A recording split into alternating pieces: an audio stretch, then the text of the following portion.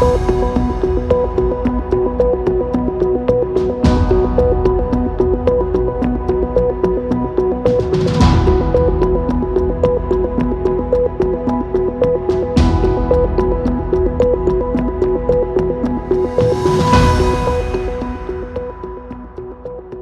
the last half-century, LGBTQ+ Americans have made great strides in social and legal progress.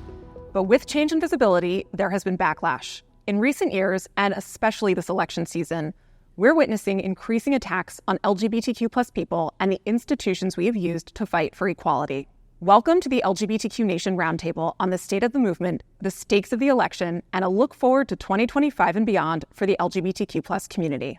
We're sitting down with the leaders of 5 major LGBTQ+ organizations working on issues at the heart of our community, from trans rights to court cases to political organizing and more, for a non-partisan conversation. Joining me is Jaymes Black, CEO of the Trevor Project, Kelley Robinson, President of the Human Rights Campaign, Rodrigo Heng-Lehtinen, Executive Director of Advocates for Trans Equality, Alexis Kantor, Interim President and CEO of Family Equality, and Imani Rupert-Gordon, President of the National Center for Lesbian Rights. Welcome, everybody. Thank you. Thanks for having us. Thanks. I want to get us started with some context for viewers. Where are we with the progress or lack thereof that the community has made, and what are the stakes of this election? Easy question. This is a tiny question to think about. I do think it's important to ground ourselves in progress because the state of affairs that we're in right now tend to, I think, make us react and sometimes forget, even myself, about all the progress that we've made. I sit here as a Black queer woman with kids and a wife and married. That is progress. We think about Obergefell versus Hodges. That is progress. We have families today. We see more queer leaders in corporate spaces and nonprofit spaces. This panel here is progress. And at the same time, when I think about the work that the Trevor Project does, where you see a 13-year-old having to testify justify for their existence and why they should be able to use a restroom or play sports, that's where we see a lack of progress. And when I think about what's missing, I think about the work that we do, and we're supposed to protect children no matter what. And if our politicians aren't thinking about the stakes and the impact of the laws and the rhetoric on our youth, then what type of country do we have? And so when I think about progress, we really need to think about not only overall progress for LGBTQ plus people, youth and adults, but truly understanding that we have to protect our youth. Yeah, I can get in on that. Look, I'm with you. After being Black and queer and a woman in America, I don't want to get in a time machine. There's never any time better to be who I am than the moment that we're in right now. And I think acknowledging that is proof of progress. I think the challenge that we're kind of experiencing right now is that there was a moment in the early 2000s. Barack Obama was president. We drank hope and change Kool-Aid. It felt like progress and equality was inevitable. And yet the same story that's always played out in America met us, that we were met with backlash for all the progress that we've made. And I think right now what we're coming to terms with is where America believes that we should be when it comes to equality is not actually where our rights, our laws, and our policy is. And I think that disconnect, that gap for folks, especially young folks, produces a sort of resentment, right? How is it that we've made all this progress when our lives are still feeling so challenged, when, suicidality with our youth is still so high, when Black trans women in the South are still wrestling with fatal mortality rates that are higher than anyone else? How is that possible? So I think our charge right now is to keep the ball moving forward. To me, some of the things that give me hope are the size and the power of our community. I recently read a story from Jodi Patterson. She's a friend of mine and an author, and she talks about how her young child came out at 3 as transgender. And I also, the other week, we got someone sign up to be a member of the Human Rights Campaign who is 103 years old, a World War II veteran, and came out late in life. And to think that we're at a moment where people that are 100 years apart in their age ranges could feel empowered to be their full selves is amazing. And I think that if we can turn that self-empowerment into visibility, if we can turn that visibility into political power, we can actually change our circumstance. But what's at stake right now is profound because we're sitting at that nexus of change that generations have always come to. And the question is, what are we willing to do? No. Rodrigo, Alexis, Imani, I see you all nodding along. Yeah, I mean, I think that's exactly right. Like, we are really at this precipice right now. We are at a fork in the road as LGBTQ people where we, I think, get to choose which way are we going to go down. Are we going to go down this path of continued backlash where all this progress that we've made can be pulled back? Or are we going to get in the driver's seat and keep doing our activism and keep moving things forward? And you said that word backlash. I think that is the perfect word to describe where we're at right now. I mean, for generations, we were making progress as LGBT people, meaning, among other things, that support for us, like everyday people, everyday Americans, were increasingly accepting of us. And then we won on marriage equality at the Supreme Court, and we won on non-discrimination protections in a lot of states. We won adoption rights. I mean, we really made a lot of progress. And then our opposition, anti-LGBT ideologues, got scared. And they said, back to the drawing board, what can we as opposition do to turn that tide back? And they realized trans kids. That's what they realized they can do. They can turn back the tide of support for LGBT people by going after some of the most marginalized part of our community, going after transgender youth who most Americans don't really understand. And by going after trans rights, especially trans youth rights, they can chip away support for all of us queer and transgender people. So I really want to put that into perspective, that our opposition is trying to divide us, trying to make trans people this tiny marginalized group that's pushed back into the shadows. And they're trying to get other LGBT people to be part of that. But the thing is, they are doing that to try to go after all of us at the end of the day. They're trying to go after trans kids to try to go after all LGBTQ people. And now it's our turn as a community to make a decision. Are we going to stand together and fight back, or are we going to tolerate that? To build on that, when I think about the progress, I see it in my own family. I see it from decades-long corporate career where at first somebody told me, don't tell anyone I was gay, to being out in public for a Fortune 100 company. I think about the progress that I see every day in my family, having an out non-binary 16-year-old and an out Black trans, now young woman who was 23. That progress is us showing up at school conferences. That progress is us showing up at job interviews and at restaurants and having the courage to live authentically and understand the backlash is there, but be powerful in our authenticity. And when I think about family equality, the beauty of family is it's universal. And it is what could unite us all. And instead of there being fear, how do we celebrate, protect, and share the stories of our families? Because at some point, you have to see the humanity in each other to fight that backlash. We have to figure out what it looks like to end oppression. We have to figure out what that process is. And so I think a lot of times we point to things like marriage equality because that's enormous, and so many people can see their lives represented in such a better way when they're able to marry the folks they love. And we also know that have been huge changes like the Bostock decision that provide tangible changes. And then when we saw that the Bostock decision got extended over other federal agencies, that is, perhaps the single most important thing that's ever happened for LGBTQ people in providing protection. We're going to dive into so many of the topics that you all mentioned. But one of the themes that emerged from all of your answers is this idea of progress and then backlash. And one of the major areas where we've seen this happen is with DEI.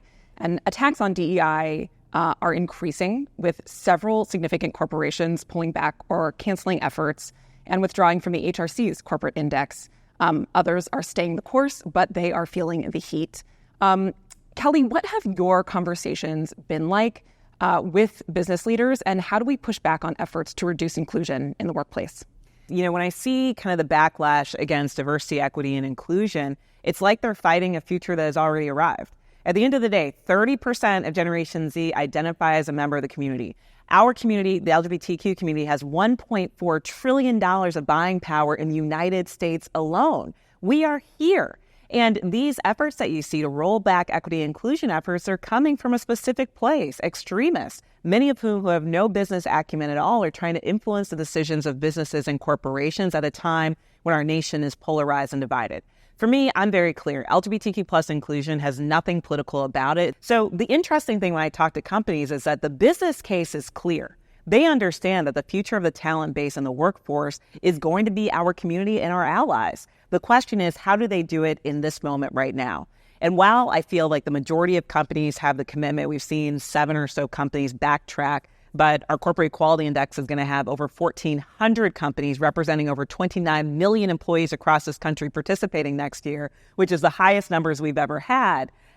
So we know that the progress is moving in the right direction. The question is, how do we make sure that companies and businesses stay the course? That, again, as Rigo said, this important and pivotal moment where extremists want them to do something different. Purpose-driven companies are exponentially more profitable. Diverse teams create more innovation and bottom line and top line growth. So while I would want people to do it because it's just right, equitable, and we're creating greater freedom and equity for all, if you're not going to do it for that reason and you're a business person, do it because it impacts your bottom line. I mean, it is just the right business decision to make.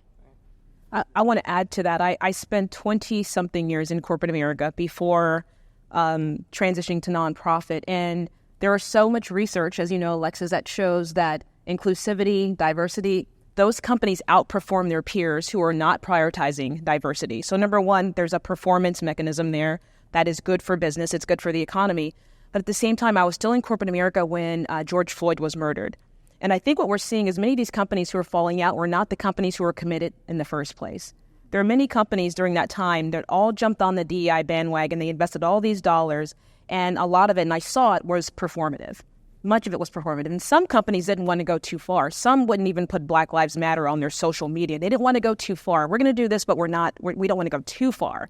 And I think what they were preparing for is a moment like this to use an excuse for extremists to just push them just a little too much and say, you know what, we got to back out. We're going to lose business. And so I think what you're seeing is I'm encouraged that there are still over 1,000 companies on the CEI. Over 1,400. 1,400, the CEI. And at the same time, I try not to get discouraged because I do think those companies who are dropping off will not indicate a trend. I think those are companies who are not committed in the first place. We have to understand that these attacks that we are seeing happen from schools to workplaces to political attacks are coming from the same source of extremism. They don't have anything to do with protecting our families, our rights, our lives, supporting businesses. They come from a politically motivated space.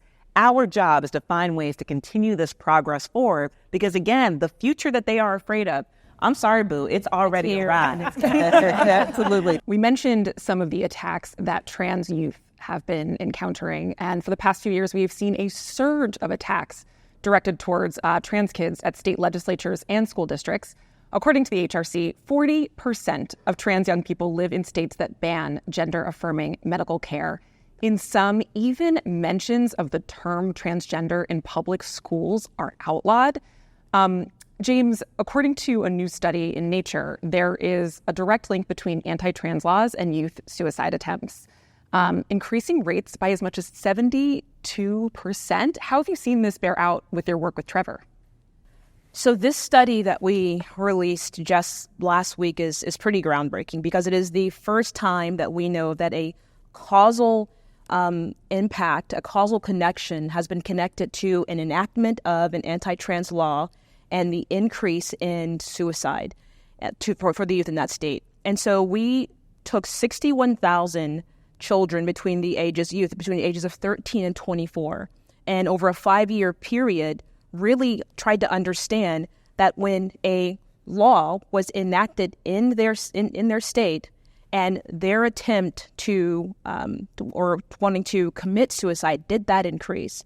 And what the study showed is it absolutely does. And so we need folks in the community to understand what the impacts are. We need our politicians to understand that they are in fact harming the youth and actually increasing the rate of suicide in their state.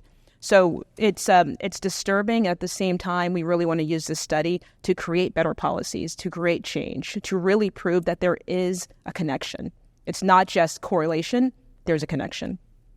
Yeah, and demonstrating that connection of how harmful these bills are to everyday people in concrete terms is so crucial, because it's not even just about the policy that changes. That's already a problem, right? Like, to change the policy in a way that is discriminatory hurts people.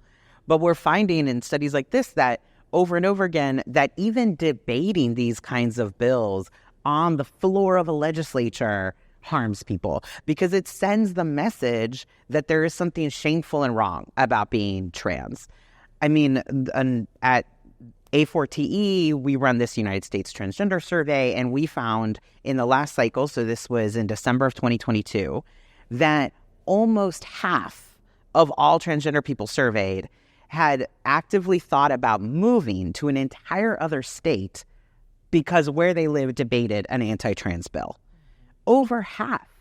And these are not only youth. These are trans people of any age who are getting the message from their government that who they are is not considered acceptable, that they are not valued just because of who they are, because of being trans. And, you know, when you think about what would it take to move, uprooting your life, you might have to find a new job, you might have to break your lease, find a whole other home. Oftentimes you're moving to a place that is way more expensive because you're trying to move to some big city that might be more accepting of trans people, and that comes with higher rent. So to think about how extreme it is, how burdensome it is to uproot your life and start all over again in a new place, and then think about roughly half of all trans people are thinking of doing that because the environment in their state has gotten so hostile that that they need to do that and start their lives over again. Well, one of the things you're getting at is that it oftentimes falls on families or individuals or us as a community to help support these young people in the absence of politicians or school districts that want to step up and do their job. So how can we as a community support young trans folks when others in positions of power don't want to? Well, I think one huge thing is to educate the people in your life. I mean, most people, like you were saying, still don't know someone who's transgender, don't know us personally. And they think they don't. Right, they think they don't know. Right? I always joke, I'm like, how many people do I interact with who don't clock that I'm a trans guy? Right. Anyway, that would be a fun survey. Let's do that. But I mean, yeah, they don't realize they know someone who's trans, so we are an abstract concept to them. And I think that's true even among LGBTQ people. I mean, a lot of LGBTQ people who are not trans don't yet fully understand everything that goes into being trans, or what does it mean to have a transition-related surgery, or what's actually involved in a trans kid playing on a sports team. And I kind of don't blame people for not knowing, because we are a really small community. But then that makes it all the more powerful when we do get the facts, do get accurate information. You know, go to any one of our websites, we'll fill you in, and then talk to the people in your life about it. So if you hear someone you know saying something, they're kind of wringing their hands about transition-related healthcare, for example, then you can be the one to give them the accurate information. Because a lot of times people don't have hate in their hearts. They just don't really know this, and they haven't encountered it before. And it takes someone like you, someone who has a personal relationship with them, someone who they trust, to be like, you know what, actually it's like this. And then you can be the one to change their mind, and that has a ripple effect. And I would just say, too, that, we did some work together, Jaymes, with the Don't Say Gay or Trans law in Florida.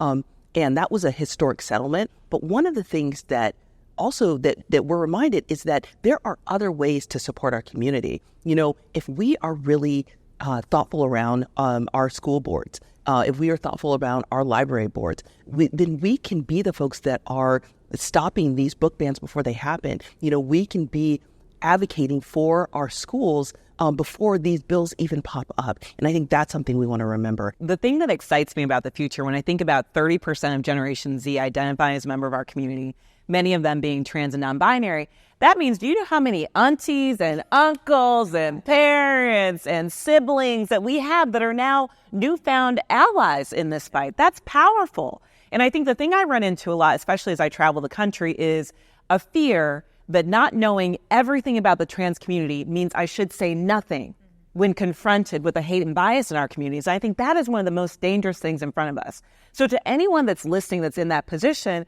my response would be that you don't have to know everything.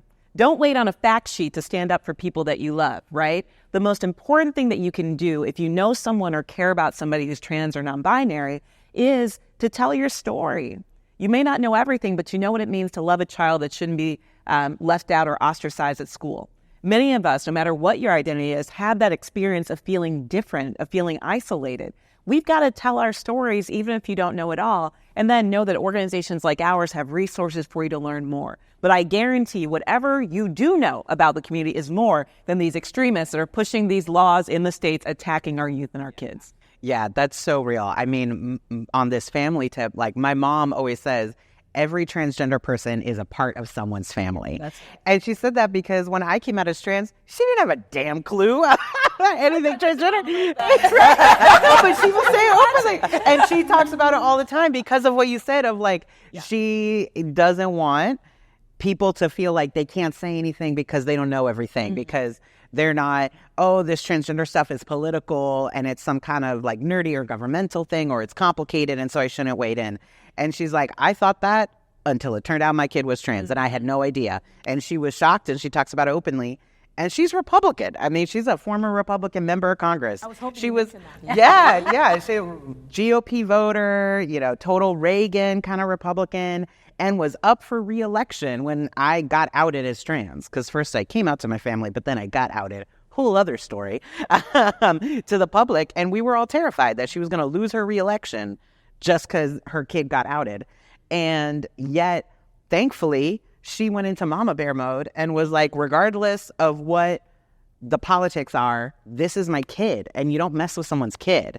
And amazingly, the voters understood that. In her Republican district, they were like, originally there were a lot of voters who didn't understand anything about trans issues, but were like, I get what it is to be a mom protecting your kid. Yeah. And we don't go after parents like that.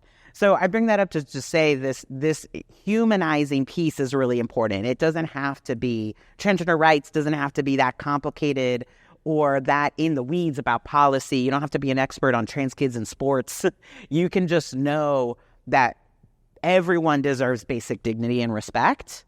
And that's what you can lead with when talking to the people in your life. Well, you've all really unpacked the interpersonal ways, the levels of school district and policy ways that we've seen the dignity and rights of trans young people on the table. And this January, the Supreme Court will hear United States v. Scrimeti, which is a case that challenges a Tennessee law banning gender-affirming care for anyone 18 and under on the basis that it violates the Equal Protection Clause of the 14th Amendment. Imani, what are the implications of this case? And what should we expect from the decision, especially in light of Bostock?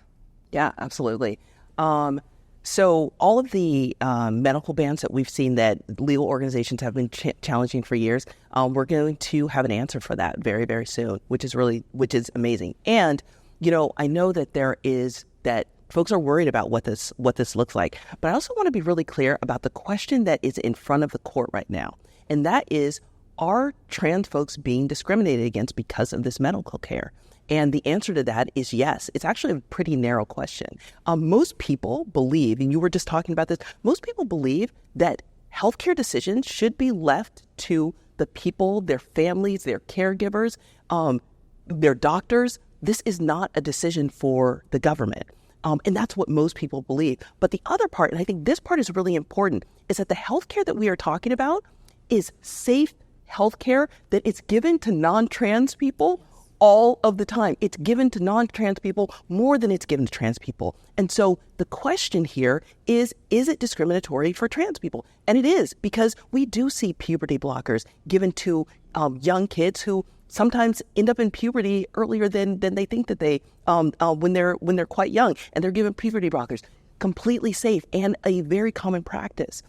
We also see that in older age that adults have hormone replacement therapy, having more testosterone if they have low testosterone, or if they are in menopause or perimenopause, that they're having hormone replacement therapy. There are so many ways that we see that trans people are being discriminated against simply because we are talking about healthcare. And so in light of Bostock, that, a lot of the same justices were on this court, I think that we should feel very confident going into this, because it is very clear that we are talking about discriminating against trans people. I do think, seeing what happened in the Dobbs decision, seeing what happened last summer with Supreme Court cases, and seeing the makeup of this court, people are reasonably afraid. And I think that, for folks that are feeling that, we have to understand that even in Supreme Court decisions, we are not without hope, and we're certainly not without power. Because at these moments, whether they're doing their oral arguments in December or when the decision comes down next year, these are defining moments for us to tell the story of this fight, for us to increase visibility for the trans community and actually give voice to the heart and soul of what this movement is. And we know that the opposition is going to be doing the opposite, spinning their narratives and telling their stories. There's a role for us to play. There are going to be activations where you can show up and organize and mobilize in person. There are going to be opportunities to tell your story. But this is one of those times where if you care about this issue, if you feel like you don't know enough yet, get educated and get involved. Turn all that anxiety you might be feeling into some kind of action that can help us, not just with this case, but in the future of our fight. Well, continuing to build on ideas around bodily autonomy and all of the ways that they connect to the work that everyone's doing here. Next June marks the 10th anniversary of Obergefell v. Hodges, which legalized same-sex marriage, of course. But we're still seeing barriers to LGBTQ plus family building, from adoption to IVF and fostering, as part of wide attacks on reproductive rights in red states and, of course, as we mentioned, at the Supreme Court. Alexis, though marriage equality is still very popular, how do we also create a broader movement that removes barriers to parenting? If you think about it, 14 states have licensed to discriminate against LGBTQ people being part of adoption or foster care. And if you think about how many kids need homes, loving homes, every kid deserves a safe place to become themselves. We are limiting who can be parents. And at the end of the day, we have to make sure that we are creating greater access. We need to make sure that we're fighting for policies that afford LGBTQ families to start, form, be celebrated and protected in any way. I mean, the beauty of families is they're created in as many number of ways as you can imagine. I think about my own journey through IUI for one kid, foster care for another, and host home for LGBTQ kids experiencing homelessness. So 3 different ways, all requiring different policies to be in place, different states that we needed to make sure we lived in. So when you think about being a family, I don't know many people who think about starting a family and go, okay, what's my zip code? Where, are we safe? Can we adopt? Can we do second parent? Right? All the things.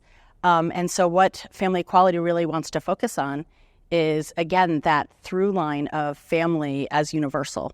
It's back to the telling our stories about our families. And for me, as a parent who adopted their children, who experienced discrimination throughout that process, I think about the threats on marriage. I was married in Canada because I could not get married here because Obergefell was not the law of the land.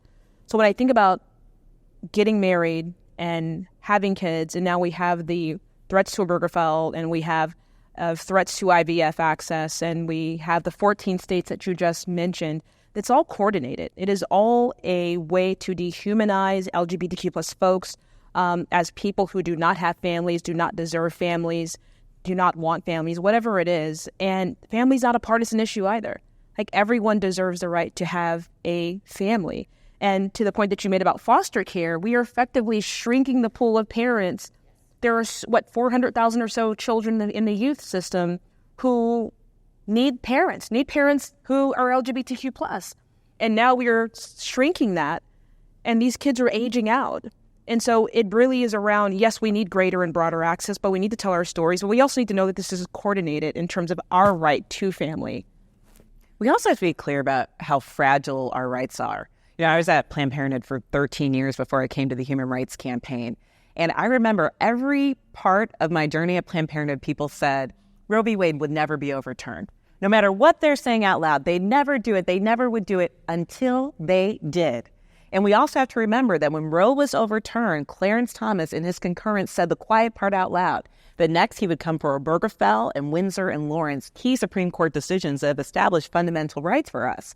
So when I think about what's at stake at election, it's not only the progress that we've made, it's the threat of being dragged back. Because when you look at Project 2025, what they're actually saying is they're going to eliminate the Department of Health and Human Services and instead have a Department of Life that defines the family as a married man and a married woman and their biological kids. Think about how many people that leaves out. Every LGBTQ plus family, but also every family that's got a single parent that's running their household, every family that's adopted their kids, possibly putting at risk families who have developed their kids through IVF and other means. This is really dangerous. I think we have to be really animated about the urgency of this moment, because if this election ends up with an administration or a Congress that is anti-equality, the ways that they can pull us back, it's not just taking back the progress of the last 10 years or the last 50. We're talking about the progress of the last 400 that will be at stake. Yeah, you shouldn't need a lawyer to form a family. Yeah, exactly. And I know, too, we often are, when we want to wait until we hear they are coming after your community. But what we have to think about are the ways that our opponents are building laws to intentionally leave us out. And I think that's something we need to pay attention to. And we see that with IVF. We see that it is an intentional effort. It's coordinated, like you said, to make it harder for some of us to start families. And now we hear more rhetoric, too, around what it looks like when professional women don't have kids or don't want to have kids, and delegitimizing different families with blended families, families that use IVF, interracial families. We see that there are coordinated efforts to try to delegitimize who we are and what our families are. And these are things we have to pay attention to. Earlier, I was talking about education and the things that we hear.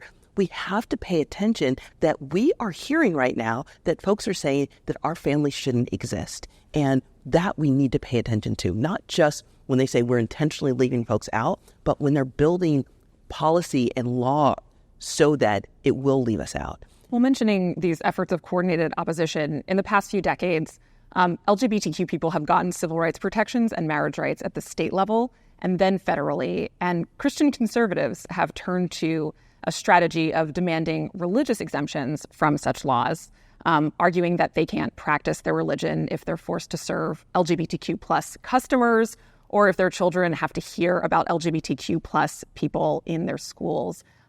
What drives this movement, and how successful of a strategy has this been in the courts?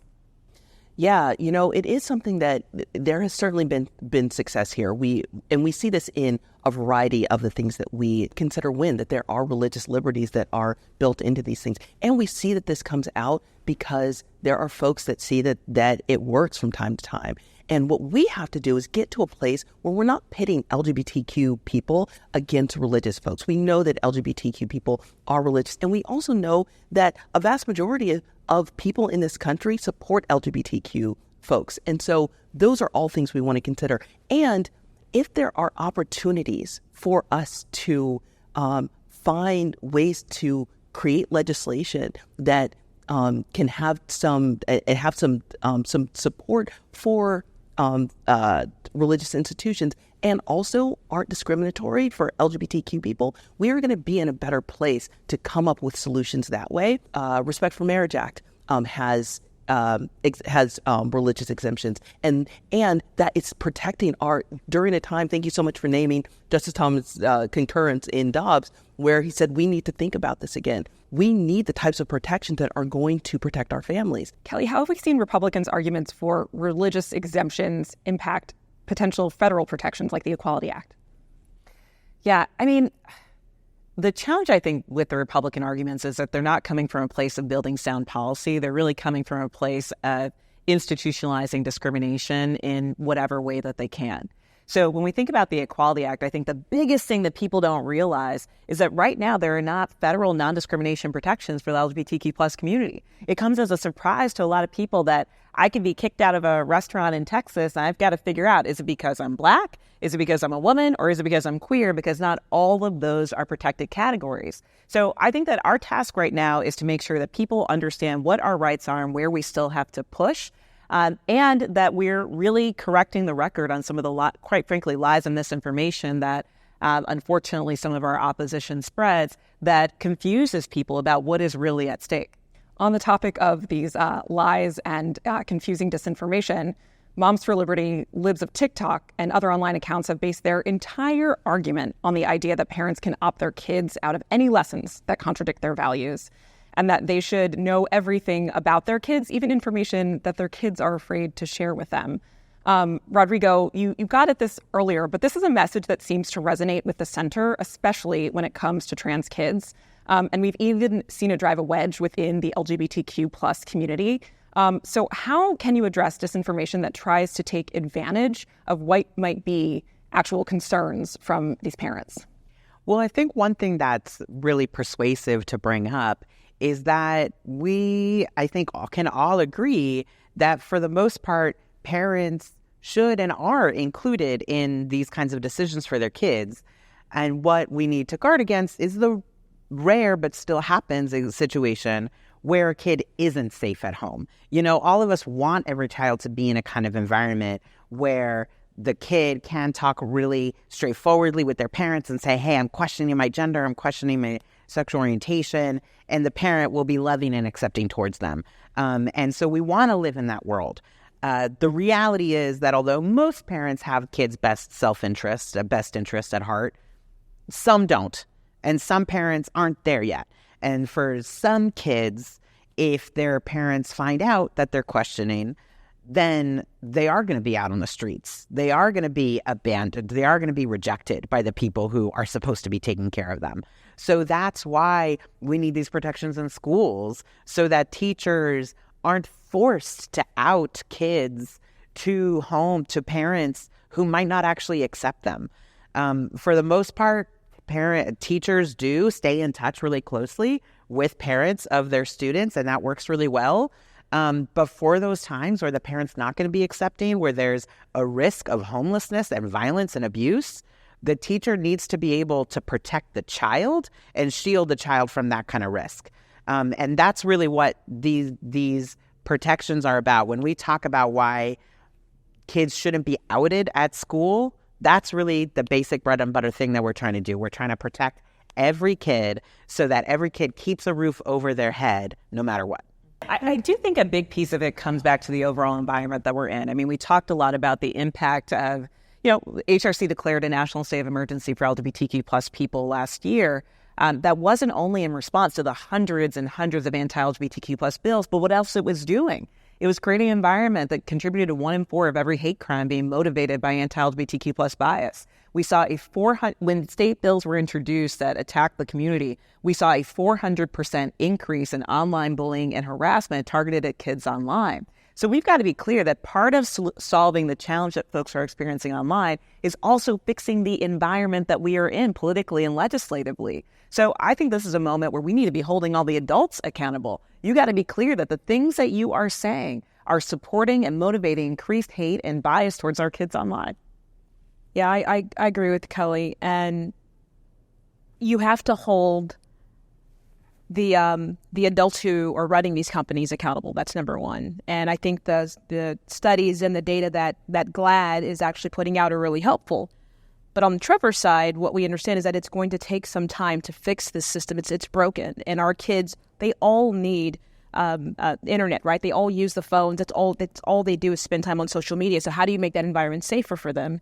And so we have a platform called Trevor Space. And that is a safe space for LGBTQ plus youth to connect with others, to build community, to be in a safe place where they're not bullied. That's a solution, right? I think sometimes we have to sort of extract and build our own platforms and build our own ways when we know that the other systems are broken. So while we're fighting the good fight and holding these folks accountable through legislation and conversations, we also have another platform for our youth when they don't have a safe place to go. Yeah, and this is so critical because for so many of us in our community, we're out online long before we're out anywhere in real life. I mean, for transgender people especially, I think a large part of the reason that our movement accelerated and made so much progress in recent years, in the last 20 years or so, was the rise of the internet, actually, because we're a small population. We're maybe somewhere around 1% of the population. There are not that many of us. But we are living all over the country. We're in urban, rural, suburban areas just as much as at the same rate as the general population. And we know this from the U.S. Transgender Survey and many other surveys. We find we are part of the fabric of society spread evenly throughout the country. And so we're often in these communities, physically in these communities, where we think we're the only one. We think we're the only transgender person in this town. And where we're able to connect and build solidarity and support is online. So many of us are out online for years before we ever dress differently in public or style our hair differently. And this is especially the case for youth, for young people who may not be able to go to a community center on their own or a support group on their own because they're too young to have their own transportation or whatever barriers they're facing. They feel like they're going to get caught by their parents if they do it. So it is especially important that we make the internet a safe place to be openly LGBT, and especially an openly LGBT young person or questioning young person, because usually online is the only place you can do it for quite a while before you have the confidence or ability to do it elsewhere. Moving to a conversation happening within the LGBTQ plus community online and off. Over the past year of the Israel-Hamas war, U.S.-based LGBTQ plus organizations have faced calls to back a ceasefire. What is your organization's role in taking a public stance? It's such a complicated issue that I don't think any of us in this experience can truly understand. And I don't want to even pretend to understand it. But what I do know is, as a human and as a mom, to see the images that I've seen on television, that is greatly disturbing. And we also know that the folks at our organization are seeing those same images. We know that the youth that we serve are seeing those same images. So for us, it really is about when people are feeling all the feelings that makes you feel, seeing what's going on globally, and then even connecting it to how they're feeling here, that we're there for them. And that's really the perspective that we are taking, is that we are there for the youth who are greatly affected by what they're seeing on TV. Not just here, but they're also looking at what's going on globally, and it's affecting them greatly. And so how do we ensure that we're there for them? Yeah. I mean, it's clear and it's acute that the fight for dignity and justice is a global fight that we are all a part of. I think the last year has been devastating in so many ways, but how it's called into question who is a human and whose humanity deserves dignity, I think, has been the most challenging part of it all. As we sit here a year later, I don't think that there's anyone that can deny the need for a ceasefire, the need for peace, not just in the region, but around the world. I mean, you see this conflict playing out in the Middle East and spreading, and you also see what's happening in Sudan and in the Congo, and we're at a point of crisis in the world.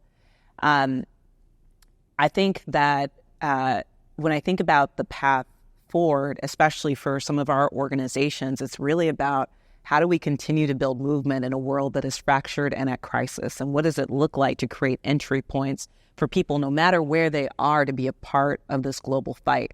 And I can say, as a leader, it is not an easy one.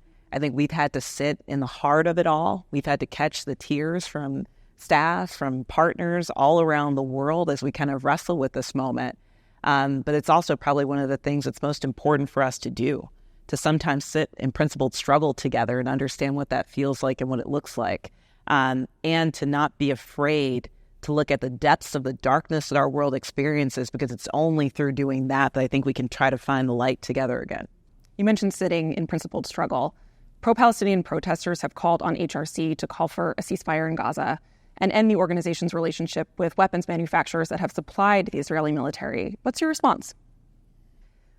I think, well, we have called for a ceasefire and also been a part of a lot of movement activities are about kind of lifting up what's happening in the region and the impact that it has around the world.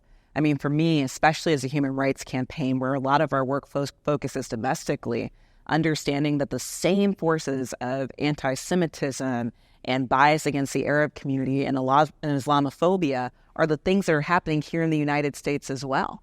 We were one of the earliest organizations to speak out on the crisis that's happening in the Middle East, and also to kind of shine a light on the ways that anti-Semitism and homophobia and transphobia and Islamophobia were connected in the United States, specifically calling out some of the extremist actors.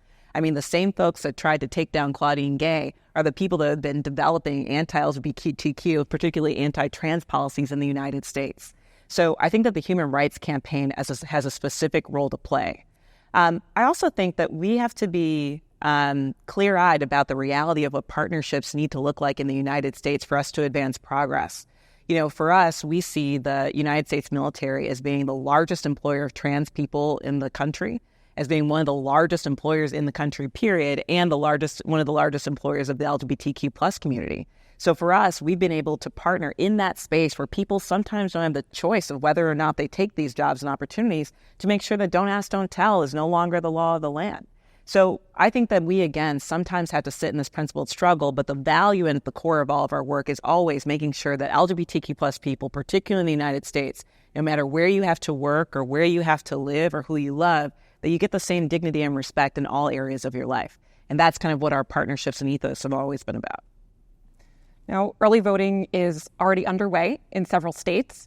And we so far have talked about what's at stake for LGBTQ people at the Supreme Court, across state level legislation, and even the role of online hate. But I wanted to put into context what the next 4 years will look like depending on who wins the presidential election. What are each of your organization's plans, and what will your work look like if Trump wins the election? And what will it look like if Harris wins the election? What are you planning for? Well, we at A4TE are planning for every scenario, as I'm sure all of us are. And one thing I want to remind all of us of is that, yes, it's the presidency, but it's also Congress. And so when we're doing our scenario planning, we're thinking about what does it mean if it's Harris versus if it's Trump in the White House? But also, what does it mean depending on whether Democrats or Republicans have control of the House of Representatives, have control of the Senate? It is very understandable that the presidency gets a lot of attention when we think about elections. It's merited. The presidency is a big deal.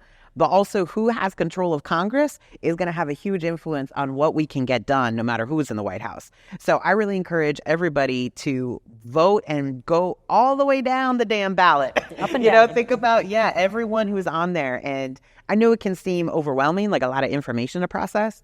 But, we've got resources at transformthevote.org. I'm sure all of our organizations have resources where you can put in your zip code, put in your information, and we'll help you figure out, are you registered?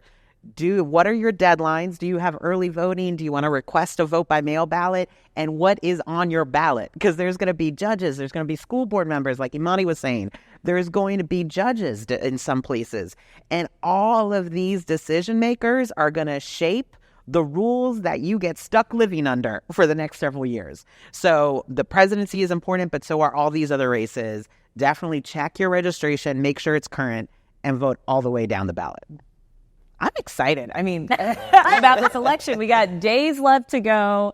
There are 75 million equality voters across this country that prioritize LGBTQ plus issues when deciding who to vote for. We can be the difference makers in this election in so many states and so many places and across the country. We've just got to show up. And then when we show up, I think we also have to remember that November 5th is a very important day, right? And I also want to remind people that's the last day of the election, not the first. You can do a lot of stuff between now and then to affect the outcome. But even on November 5th, on the other side of that is still work to be done. If Kamala Harris and Tim Walz are in the White House, great. That means it's time for us to make sure that they make good on their promises to us and our community and advocate and be there on day one. If Donald Trump is in the White House, okay, take a breath, have a beverage of your choice. I like chocolate milk, have whatever you like. But then we got to get back to work too, because the fight for equality doesn't start or stop with an election. It is a generational fight that we're in the midst of. And I think that right now, especially when we think about the power of our community, the generations that are part of this fight, we have the power to do something special together. It's not only determined by who sits in the White House, it's determined by what we do every single day in our communities. Yeah. I couldn't agree more. And look, you talked about what our organizations are doing, and Rodrigo mentioned scenario planning. So there are multiple scenarios that we are all planning through, what we would call best case or worst case. But for us, for Trevor, our work is so critical because we are saving lives every single day. We will work with any administration who finds that saving LGBTQ plus youth is critical and important. And so, yes, there are different outcomes that can happen based on who's in the White House. But what we are looking at is how do we ensure that the Trevor Project's work is available to our youth regardless of the political outcome? One of the things that is exciting me most in this moment is that this will be the first election that many Gen Zers get to vote in. And we mentioned a little bit earlier that they're identifying as queer in far greater numbers than older generations. Close to 3 in 10 Gen Z women, 28.5% identify as LGBTQ+, compared with 10.6% of Gen Z men. And additionally, while GLAAD has reported that overall media representation is down, we've still seen amazing releases like Heartstopper, and I'm really excited to see Will and Harper. So good. Yeah, so where are your sources of inspiration coming from these days, and what are the next steps in our long march for equality? Well, one thing I'm really inspired by is how active our community is. I mean, we are activists through and through. We found in our U.S. transgender survey here at A4TE that transgender people are way more likely to vote than the average person, the non-transgender people who in these surveys, and are more likely to be registered to vote. And so, even though I was saying earlier, we're such a small population, still we vote in outsized numbers. And that is remarkable, especially when you think about all the barriers that there might be to voting. If you're trans, you probably had to change your name and probably changed your appearance. And so now you might have an ID with a photo that you're like, that doesn't even look like me anymore. And a lot of us hate our driver's license photos, but especially trans people. That is your old self. And, Jaymes and I were just talking earlier today about how hard it is to update the name on your ID. I mean, so for a lot of trans people in states with voter ID laws, it can feel like it's hard to vote. And still, trans people are showing up at the polls at higher numbers than non-trans people, in spite of all that. So that gives me a lot of inspiration. Like, despite the hardship that LGBTQ people admittedly face, we are doing something about it. We're not just passively watching oppression happen to us. We're in the driver's seat. We are empowering ourselves, and we're doing something about it. So I've derived a lot of inspiration from that. I like right on. And when I get excited that families that vote together hope together, right? And things are hard. And I'm inspired when I see young people fight. I'm inspired when I watch my kid. It makes me more courageous every day.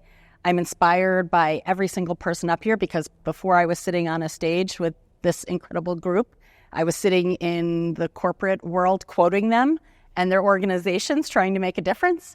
And so it is impossible. If you just pause and take a look around, it is impossible not to be inspired every day by the people who are fighting or living authentically or just being courageously themselves.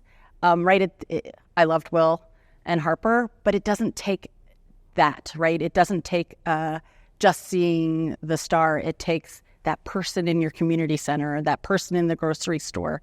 And for me, that's where I find hope. Absolutely.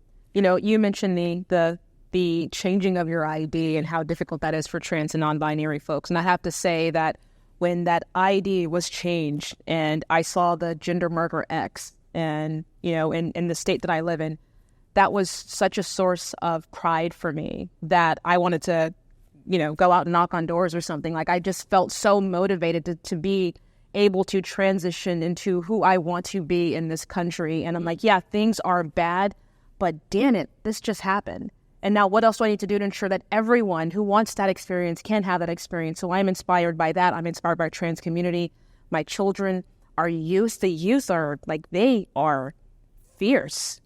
And I know no 13-year-old or 14-year-old should have to justify or testify for their existence, but they are. And I cannot even imagine doing that when I was 13 years old, just watching Nickelodeon or something. I was worried about different things. And these kids are so brave. And so as someone who is a lot older than them, I get a lot. I know why you're a lot. Put that on thick. She knows why. A lot. It's so beautiful to gain inspiration from the youth and to learn so much from them, because I think that each of us can probably say that they are inspiring our strategies and our fight in many ways. So it's not just listening to them, but it's also saying, what are they saying, and what part of what they're saying can we actually add to our mission and to our vision and to our talking points, to our strategy? That motivates. And giving those kids a seat at our table too, because if I think about all of our organizations, we're made better by multiracial, multi-gender, multi-generational, because it changes the conversation. And that we're staying in this fight, that even in the times that we don't get the outcomes that we want, and we should get them, we're fighting for civil rights, we're fighting for fairness and equity. And these losses, when we have them, are painful, but continuing to go and spend extra time writing that brief, to go and not make this easy on our opponents. Because, when we look at our civil rights fight, it has been because folks have lost, got back up, and then kept fighting, because you never know when something's going to switch, when something's going to turn, and that those turns are often watershed moments. It's not a little thing, but it turns into a much bigger one. That I know that there are young people that are inspired to see leaders that represent them, and I know that we are inspired by young folks that are doing amazing work and wanting to do the things that we can do to make the world better and safer for them. And that part is just very inspiring to me, and I'm so proud to be part of this movement and to work for the National Center for Lesbian Rights. You better plug the National Center for Lesbian I love it. That's my favorite part. It was just like, no, but I was just, I'm just feeling I'm feeling a lot of love for it right now. It's, we're a litigating organization. This is hard work right now. And, in half the states, we're seeing that trans kids can't play sports or get the medical care they need. I'm really feeling this right now. There are a lot of ways where we see losses happening, and I feel really proud that folks want to get up and do this again. It's hard when a lot of other work that we're doing is litigating in ways that, these things go in waves, and we're feeling something right now. For me, I think I kind of said that in jest, but it's the joy for me right now, and it's the hope. I mean, if you were to have this panel 10 years ago, you'd probably be looking at a lot of maybe cis white men that were on the stage now, but look at us. We represent a different generation of LGBTQ plus leadership. Youth are looking at us. And when I think about this moment, where not only are we sitting on this stage, but you have the first Black woman and South Asian woman that's running to be president of the United States. You have somebody running to be vice president of the United States who, in his story, to show his character, talks about how he was the coach of a rural Minnesota high school football team and the Gay Straight Alliance advisor. This is a moment in time where we're not just fighting back against something. The stories that we're sharing are not just ones of desperation and trauma, but we're actually unlocking the hope of what could be possible if there weren't barriers and glass and rainbow ceilings that were capping our leadership and our development. So to me, when I think about this election, the thing that's so inspiring is that we're leading from a place of hope, from a place of joy, and a place of abundance. Anything could be possible on the other side. A place of abundance. I think that is the perfect note to end this conversation on. Thank you all so much for joining me. Thank you. Thank you. To see LGBTQ Nation's election coverage, please visit the Equality for All Election News Center at lgbtqnation.com.